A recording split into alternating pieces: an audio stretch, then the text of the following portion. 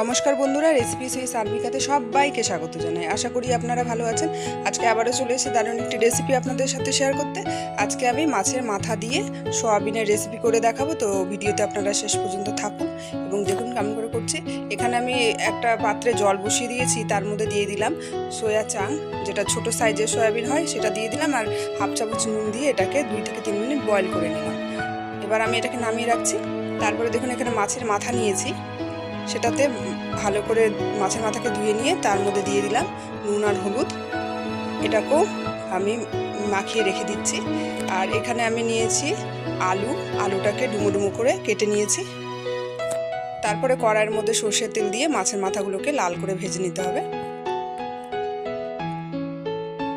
এই রেসিপিটা কিন্তু দারুণ লাগে খেতে, গরম গরম ভাতের সাথে কিন্তু খুব ভালো লাগে খেতে। আপনারা একবার হলেও ট্রাই করে দেখবেন। আমি মাছের মাথাগুলো ভাজা হয়ে গেছে, তুলে নিলাম। এবার আলুগুলোকে আমি ওই তেলের মধ্যে ভালো করে লাল করে ভেজে তার ওপর থেকে আমি দিয়ে দিলাম যে সোয়াবিনগুলো আমি ভাপিয়ে রেখেছিলাম বা সেদ্ধ করে রেখেছিলাম, সেটাকে জল ঝরিয়ে সেটাকেও দিয়ে দিলাম। তার উপর থেকে দিলাম আমি একটু হলুদ, একটু নুন দিয়ে ভালো করে লাল করে ভেজে নেব। খুব সুন্দর হয় খেতে রেসিপিটি। আপনারা অবশ্যই একবার হলো এইভাবে করে খেয়ে দেখবেন, আমাকে কমেন্টে অবশ্যই জানাবেন। তারপরে সোয়াবিন আলুগুলোকে আমি তুলে রাখলাম। ওই তেলের আবার তেল দিলাম। সর্ষের তেল দেওয়ার পরে ওর মধ্যে আমি ফোড়ন দিলাম, একটা শুকনো লঙ্কা, একটা তেজপাতা, গোটা গরম মশলা আর জিরে।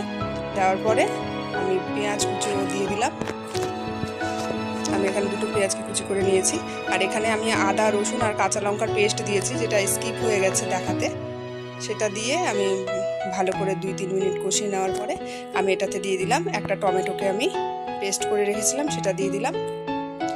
দিয়ে 2 থেকে 3 মিনিট ভালো করে নাড়াচাড়া করার পরে এখানে গুঁড়ো মশলা দিয়ে দেবো, যেমন জিরে গুঁড়ো, ধনে গুঁড়ো, হলুদ গুঁড়ো, কাশ্মীরি লঙ্কা গুঁড়ো আর পরিমাণ মতো নুন দিয়ে আবারও আমি 2 থেকে 3 মিনিট ভালো করে নেড়ে চেড়ে নিলাম।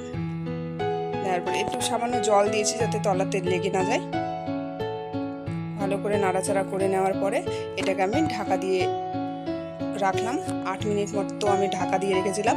দেখুন কি সুন্দর তেল ছেড়ে এসছে মশলা থেকে। আমার কিন্তু এটা কষানো প্রায় হয়ে গেছে। এরপরে আমি এটাতে দিয়ে দিলাম ভেজে রাখা আলু, মাছের মাথা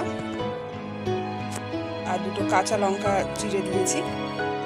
দিয়ে আবারও 3 থেকে 4 মিনিট ভালো করে এটাকে কষিয়ে নিচ্ছি। আলু আর মাছের মাথা দিয়ে মশলাটাকে ভালো করে কষিয়ে নিচ্ছি। আমার এখানে মশলা কষানো হয়ে গেছে। এরপরে দিয়ে দিলাম আমি ভেজে রাখা সয়াবিনটা।